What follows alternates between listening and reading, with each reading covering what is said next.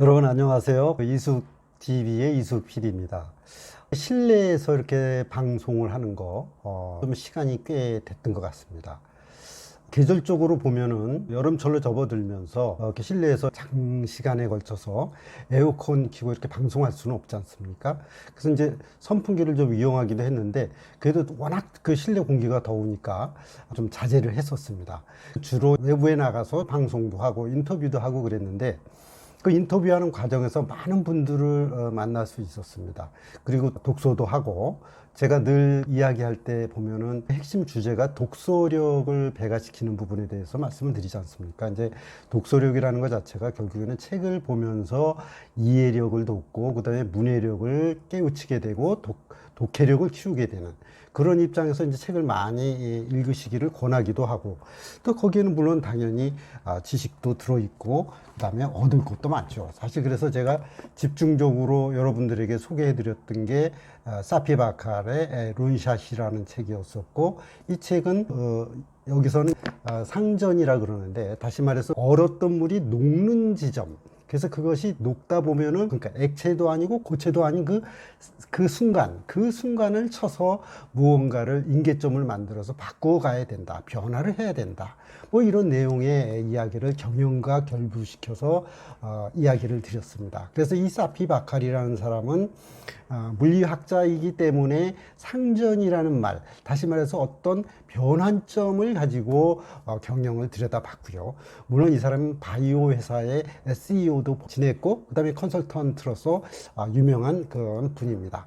그래서 이런 이야기도 해드렸고 또 제가 자비를 들여서 보내주는 책 말고 자비를 들여서 봤었던 책에 철학은 어떻게 삶의 무기가 되느냐라는 내용을 보면서 조금 저런 자기계발서류가 아닌 약간은 뭐라 그럴까 철학 인문이면서도 철학이 이 사람에 의해서 세분화된 내용 다시 말해서 야마구치 슈라는 젊은 분이에요. 이분은 이분이 제시하는 어떤 챕터에 대해서 좀 이렇게 들여다봤었어요. 그래서 여기를 들여다보면은 우리가 흔히 얘기하는 유명한 이제 철학자들이 다 나오죠. 뭐 니체도 나오고 시몬느 보바르도 나오기도 하고 사르트르 뭐 그다음에 앙가주망 이런 마키아벨리 막스 베버 이런 카리스마 이런 얘기도 많이 나오기는 합니다.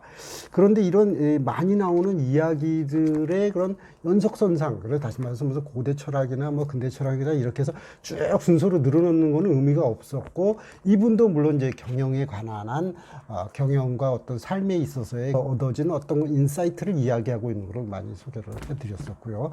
끝으로 이제 제가 지금 이번 주에 좀 집중적으로 읽는 거는 멤버십 이코노미라는 책을 또 이것도 구입한 지 꽤 됐습니다. 이거 이제 오랜 동안 보고 있는데 결국에는 다 이제 세상이 멤버십이 예전에는 멤버십 카드에 마일리지가 쌓이는 것이 큰 판덤을 형성하지 못했습니다. 그러나 요즘은 온오프라인 세계로 달라지면서 그 언택트 시대가 확 다가오면서 코로나19 때문에 오늘날은 이런 그런 멤버십 아주 소수정의 멤버십이라든가 모임이라든가 커뮤니티가 새롭게 재편되고 있는 것을 제가 현장에서 볼 수 있었습니다.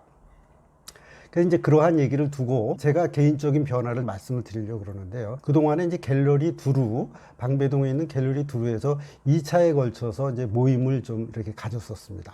물론 2018년도에는 거기서 제가 낸 책에 대해서 북콘서트도 했지요.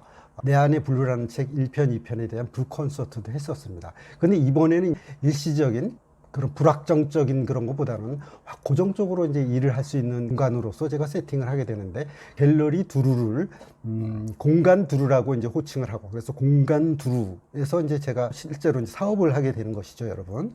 그래서 제 페이스북에 소개란에 보면은 공간두루 CEO PD. 저는 PD를 버리지는 않습니다. 항상 PD로서 대기업이나 중소기업이나 소상공인들하고 대화하고 일할 때도 소통할 때도 항상 PD를 이렇게 내세우는 이유는 저의 청춘 시절의 꿈이 이제 연출가였고 기획가였고 그렇기 때문에 프로듀싱 그래서 뭔가를 이렇게 만들어낸다라는 기획가적 의미에서 플래너의 의미에서 항상 PD를 이렇게 쓰고 있습니다. 그래서 공간이니까 로케이션으로서의 공간으로 상당히 큽니다. 그 공간이 상당히 크기 때문에 여러분들에게 좀 제공하면서 같이 일도 하면서 이렇게 대관도 하려고 그러는데요. 가령 뭐 1인 미디어 유튜버 촬영을 하시겠다고 하는 분들이 이미 이제 손을 드시는 분들이 계세요. 그래서 그분들하고 이제 뭐 협업을 한다거나 그렇게 할 수 있겠고요. 물론 이제 비용은 청구가 됩니다.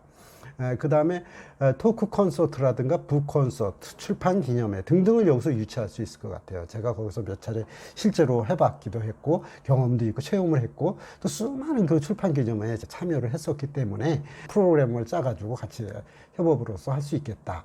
또 그 다음에 중소기업이나 이제 소상공인들의 경우에 이제 전략회의를 자주 갖거든요. 그런데 지금 코로나19 때문에 사람들이 10명 이상 이렇게 모일 수가 없지 않습니까?